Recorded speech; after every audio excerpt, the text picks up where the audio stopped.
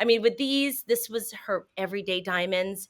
And I thought that what a fabulous way to live, just having everyday diamonds. They weren't her, expensive diamonds, but they were her everyday diamonds.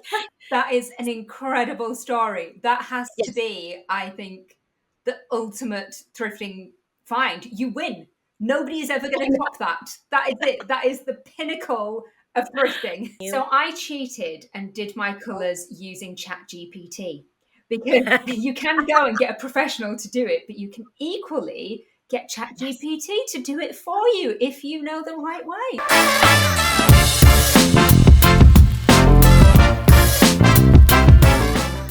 Welcome to Off the Hanger, the fashion podcast where we delve deep into our guests' wardrobes, finding out their favourite fashion pieces and the stories behind them. This week's guest is Christina Florencio. We had the best chat about her vintage boutique, the incredible things in her wardrobe, and oh my God, she has got the best story about a Chanel handbag I've ever heard in my life. Stick around, this episode is such a good one. Christina, thank you so much for joining us on Off the Hanger. It's really lovely to chat to you. I am very excited about your location because you've already revealed that you are in your vintage store. I am. Thanks so much for having me, Emma. I am in my vintage store that I've opened 10 months ago. It's called Revival. It's in Mount Pleasant. It's a neighborhood in Vancouver, Canada. Incredible. And have you always been a vintage lover? I have, from a very young age. It was a bit of it came from an unfortunate start. My parents, I was born in Canada, but we had moved to the Philippines. And when my parents came back to Canada, we were on income assistance. And so I was introduced to secondhand clothing at a very young age in my elementary school years. So it actually was kind of a divine introduction, I guess, to the beauty of secondhand clothing for me. And did you embrace that as a child, or is it something that you fought against? I can imagine there's that kind of conflict where you want to fit in with all your peer group and everything that they have, but then you're also discovering your own individuality and wanting to be quite unique. Yeah, I think that's the right question. There was some dualities around the feeling of I know that no one had this outfit, and I was growing up in the 80s, and I was wearing outfits from the 70s. But at the same time, there was a little bit of shame around the fact that somebody had already worn it. And so when I grew up during that time, there it wasn't so much celebrated as it is now. Secondhand, there was a bit of shame around it. There was a bit of, oh, someone wore that already. Oh, like you must be of a different class. And so it's been a great love affair with secondhand for me.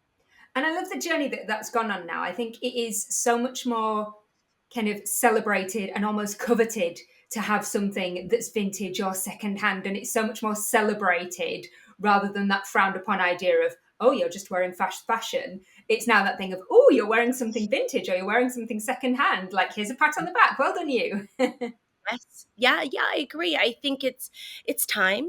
The consumer is becoming more discerning as to where their clothes came from, who made their clothes.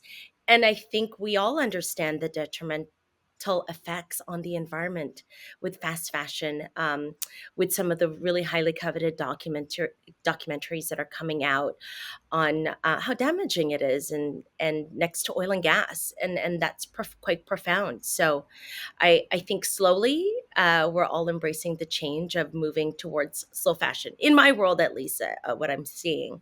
I don't know if that's how it is in your world. Yes, it is. And I think it's such a good thing as well. Is there a particular piece that you remember from your childhood? Yeah, yeah, there is.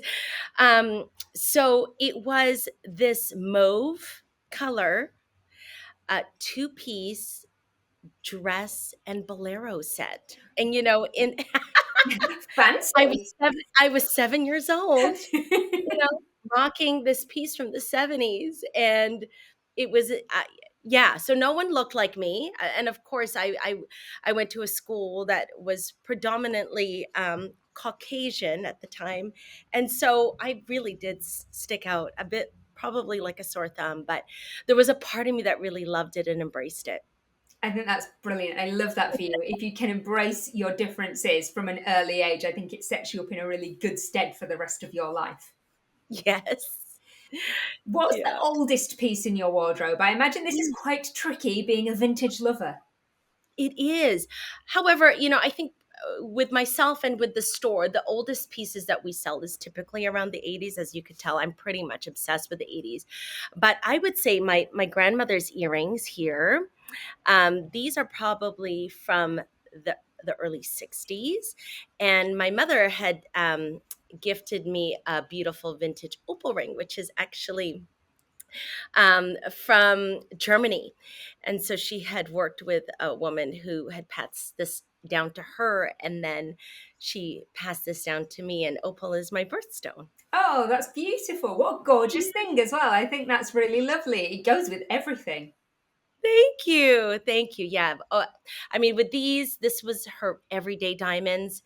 And I thought that what a fabulous way to live, just having everyday diamonds. They weren't her, expensive diamonds, but they were her everyday diamonds.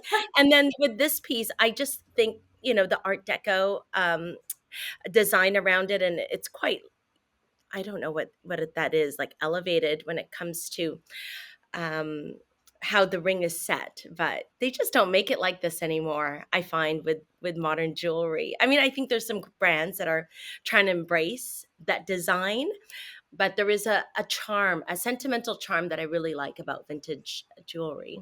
Gorgeous. And yeah, the idea of everyday diamonds. I'm here for this. I Yeah. like some everyday diamonds. Thank you very much. What's in your wardrobe you would say gets the most compliments? Hmm. I would probably say this piece here. So I'll share it. I have a rack right beside me. It's a jean jacket, but it's been transformed into, Oh, wow. yeah. So this was an indigenous designer who had sold pieces at my store, and she reworks vintage pieces and then stitches them up and makes them quite fabulous. So, what would have normally been a very simple jean jacket, she took this butterfly piece from, those sequin tops in the 80s, Yep.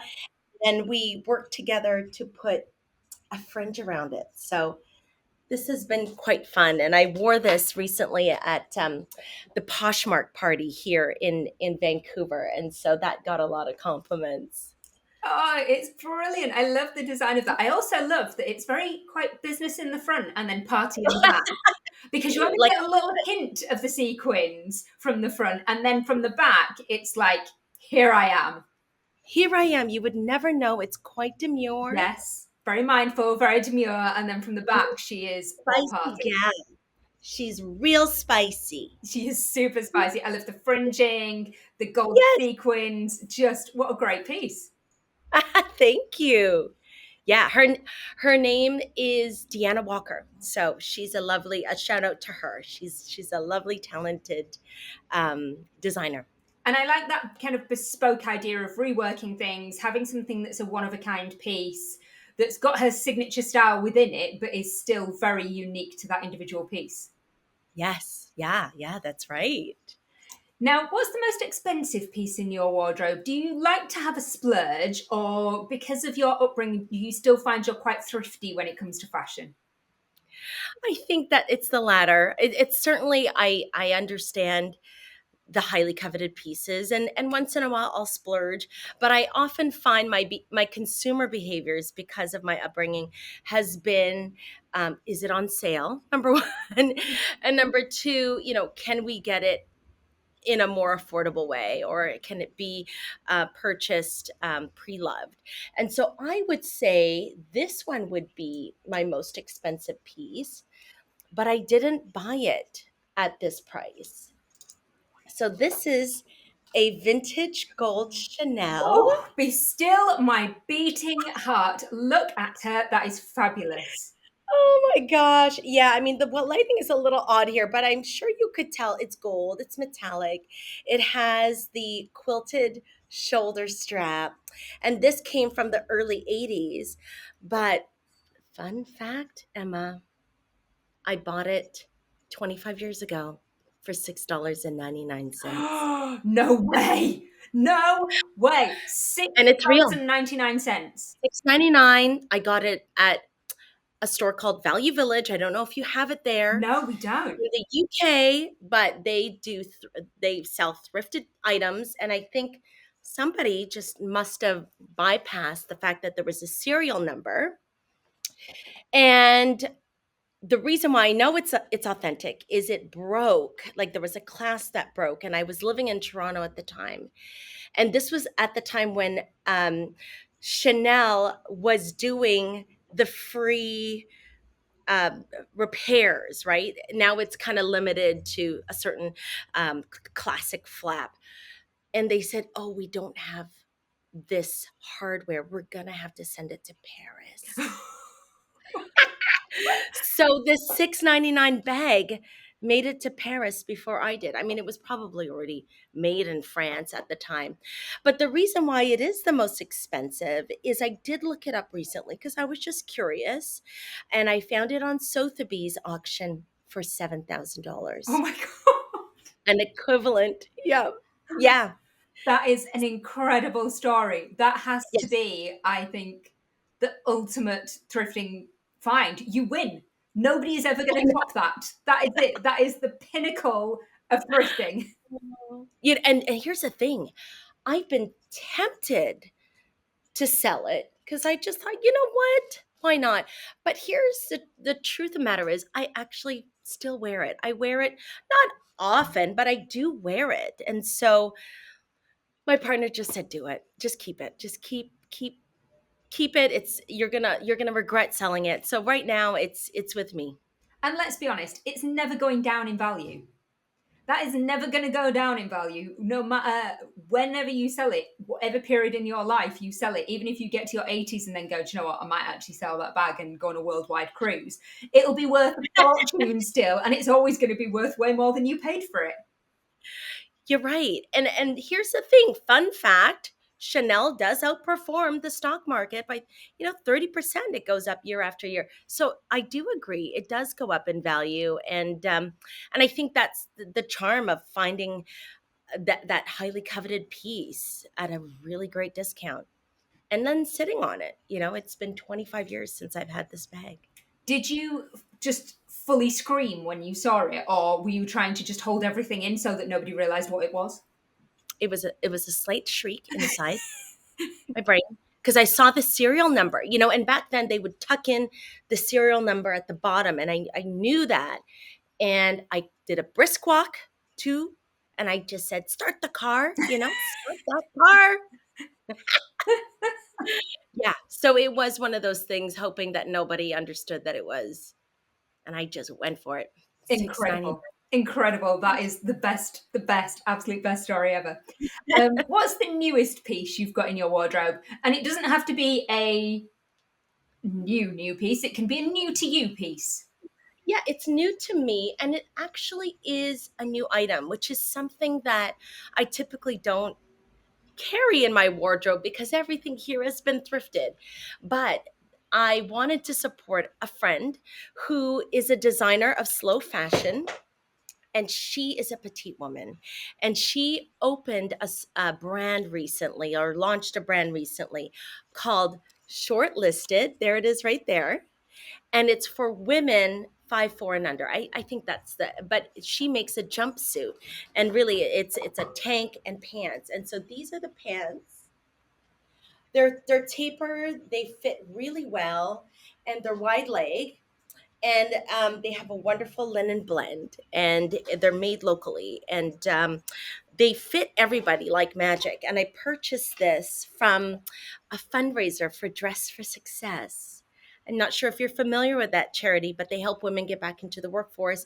And so I bid on this item and won it. So that is my newest piece. Oh, fabulous. And a little feel good factor in there as well. I don't think we've got Dress for Success here, but we have a very similar thing called Smart Works, which, Okay. yeah, helps women. And then there's a men's equivalent called Suited and Booted. and they're just the most fabulous, lovely people doing great things. Suited and booted. I love it. So yeah, there's Dress for Success here, and then there's working gear that helps men as well with the construction gear. Yeah, to Incredible. mention I yeah. love this idea. It's such a good thing. Now, what's the most sentimental piece in your wardrobe? I mean, it would probably also be this. You know, this is quite sentimental to me. And I would probably say this piece here is quite sentimental to me. And the reason why, it is a piece from one of my favorite vintage stores in Los Angeles. And they inspired me to open up Revival, which is this store here, because they focused on one of a kind, unique pieces. And it's this sequin jacket. It's a star moon bomber jacket. That's quite fun. Oh, it's so fun. I love anything celestial, and I love a sequin, and I love a bomber jacket. You are talking all of my favorite things in this sentence. It's so cool. Fun, right? Yeah, I mean, you could dress it up, you could dress it down, but it's just one of those pieces where, I would even rock this with a pair of Lululemons, Yeah. right? Just a pair of if I'm feeling, just cozy, but I wanted to just throw something fun and run an errand. Why not? Oh, it's Yeah. great. I love that. And I love that they've gone for the gold and silver in the sequins against that Mm, black. It makes it really nice. It means you can do lots of different jewelry with it. It doesn't have to just be yes. one. It's really cool. And Emma, I don't know if you could tell, but I'm totally obsessed with shoulder pads. I love a shoulder pad. You know, you do, I right? do. I Why love do a you shoulder like pad. shoulder pads? Sorry, say again. Why do you love the shoulder I pads? just love that kind of structure. So you see, I'm slightly broader in my hip than I am in my top half. I've not a lot of bust going on. And so I find if I can create a bit more structure and width with my shoulder, A, it's very balancing on my proportions, but I just love that silhouette. I've just bought a dress at the sample sale recently that's got a really strong shoulder going on. And I'm like, oh, she's a vibe. Yes, I would have to agree. I think for me, I love a good shoulder pad simply because of that silhouette. It does kind of draw the attention down to a nice waist, which does give a really great frame. So I'm constantly trying to convince our customers to try the shoulder pads. I think some people have just got it in their head that it won't work for them. And I'm like, no, you should just try. Just try. Because I think you will, we can win you over with the shoulder pads. Come join us on the shoulder pad side of life. Yes, great. Now, the piece that sums you up the most in your wardrobe, does that have shoulder pads? Sorry, the piece that, Sums you up the most, oh, does that have shoulder pads?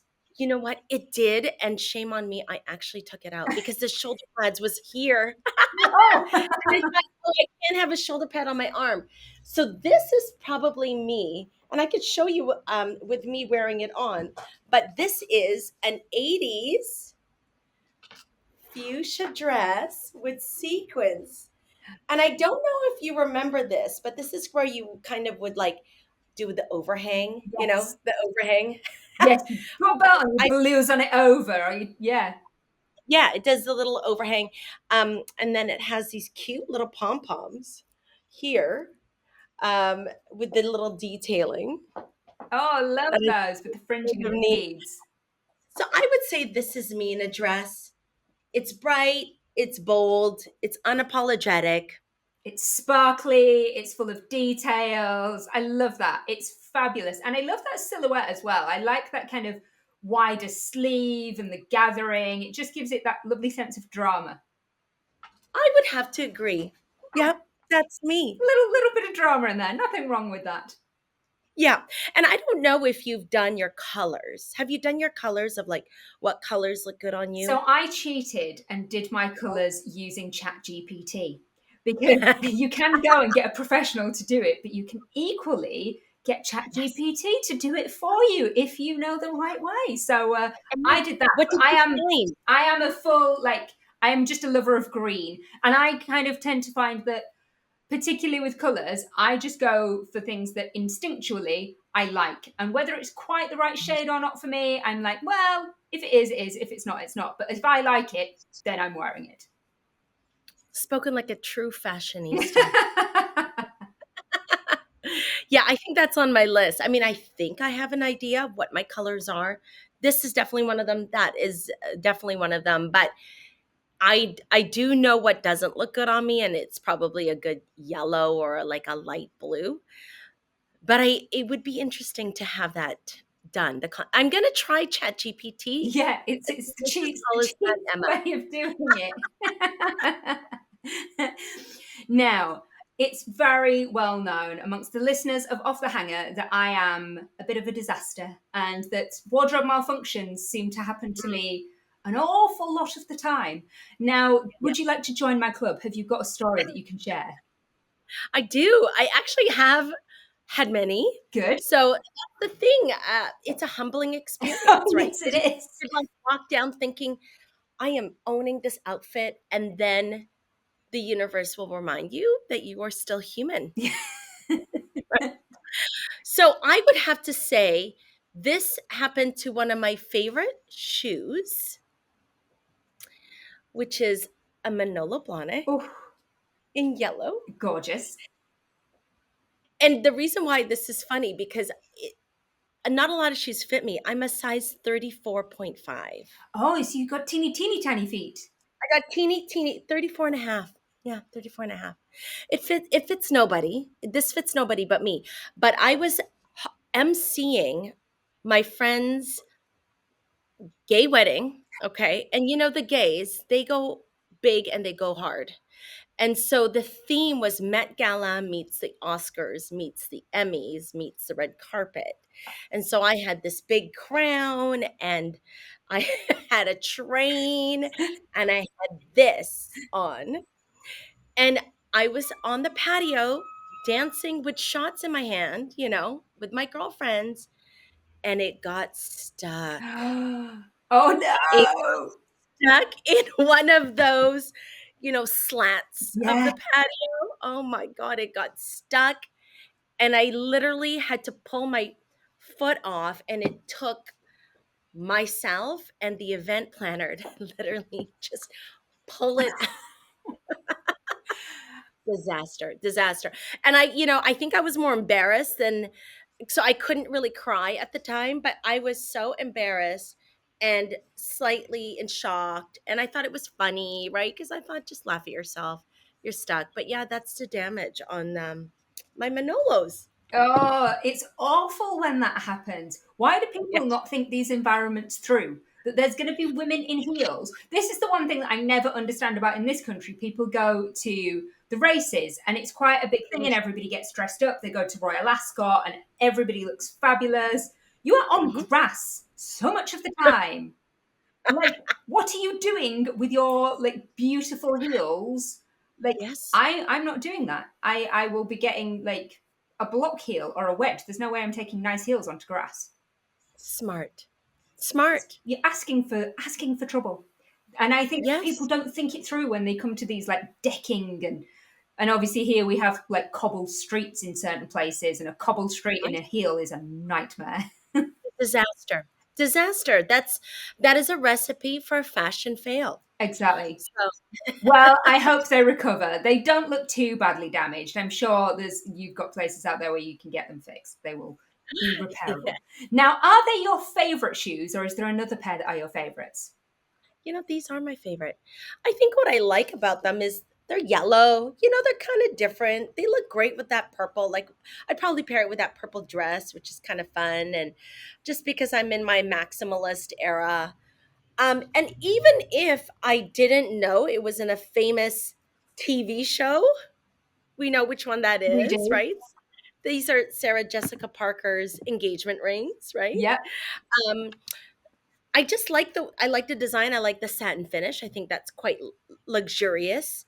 And putting them on for the first time, it actually makes you feel the height. I think is a good size. But they are a 1 hour shoe. I am not gonna lie. They are a 1 hour shoe. So You see, those I ones. Those ones of mine, I refer to them as dinner shoes. I can walk Mm, from the car to the table. I can sit down yeah, at the table. I can have a lovely evening, and then I can walk back to the car. And that's all I can do in them. that's it. Yes. That's the extent. I just think those Manoas are so iconic, though. They're such a great shoe to Mm, have, and you can put them on with anything, and they'll just instantly feel fabulous. I agree. Yeah, I agree. And I mean it doesn't hurt to get a compliment once in a while. I definitely get a compliment in these. Yeah. Yeah. Now, the next question I'm going to ask you, but I don't know. I'm imagining you will have an answer for this, but I think you have peaked with the Chanel bag find. I think the universe has already gifted you the potentially most lusted wish list item. But if you could have something else, anything, Yes. irrespective of cost, practicality, availability, it's just gifted to you like magic, what would it be? Well, I think it would have to be gifted to me because when you have a great collection, and I feel very fortunate to have a great collection, and it took years. Keep that in mind. It's and I have a store. The accessibility to things is such a blessing. But if it were to be gifted to me, I think it would be something that would be vintage, and it would be two things. I think it would be either a fun red quilted Chanel, No. you know, like a flap. I do have one in black, but that is vintage as well. Um, or those Louis Vuittons that came out in the early 2000s that had the Japanese art. I forget the name of that artist. But when they came out, we couldn't afford it. I mean, I certainly could not. But if that was gifted to me, I think I would really love that piece just because it's a two-in-one. It's a beautiful designer piece, but it's also artwork. So, and they're very rare now. I don't see them as often anymore. Maybe you'll stumble across one in a thrift store one day. Maybe lightning will strike twice for you. Who knows? I will report back, Emma. I'm actually heading to Japan in a couple months to do a thrift haul. So I will report back if it's something that I find. Please do. I would love that. Finally, to finish on, do you have a piece of fashion advice that you would have given to your younger self? That's a good question. I think it would be to slow down. Yeah. I mean, we live in such a fast world. And I think back then, as a fashionista, and I think you could probably relate, you always had to get ahead of the trend and or be on trend. But let's face it, not all trends were great, right? I mean, I could have definitely skipped acid wash. Would you have skipped it? Would you have Yeah, skipped acid? yeah, I would. Do you know what I'd have really skipped? I'd have really skipped low rise. Low rise denim. Oh, Oh, no, just no low rise. And I see it coming back now, and these girls, and I'm just like, babe, you're going to regret that. low rise is a recipe for a good muffin top, Oh, yeah. right? Let's face it. I would have to agree. I would skip low rise. I'd skip acid wash. But I would say that would be a good sounding advice, right? Is to just slow down. And when we can be intentional and go, maybe I like this part of the trend. I don't need to like this part of the trend, and rock it with confidence. And I think knowing in ourselves, and this is to everybody who's listening, we already have the confidence to rock a piece, right? So just go for it. Because at the end of the day, I don't think there's anybody but judging but us, right? We are our worst self critics. So it would definitely be to slow down and not hop on every trend out there, because not every trend is great and or flattering to your own body. So that would be it. That's Yeah. beautiful advice to finish on. Thank you so much for being a guest on Off the Hanger. I have loved this immensely, and I am gonna just tell everybody about that Chanel bag story. I can't get over it. It's blown my mind. She's good. She's She's so good. really good. She's I so mean, good. let's just remind, yeah. I mean, I wish this find on everybody watching, And I think it will really mean just being patient. they're out there. They are out there. That's the key An message. estate That's what plan. we need Yeah, to finish on. there. They are out there. You just need to keep looking. So Well, good. Thank you so much. thank you for having me, Emma. Enjoy the rest of your day. Thank you. Well, I hope you enjoyed that chat. If you did, please remember to recommend Off the Hanger to a friend.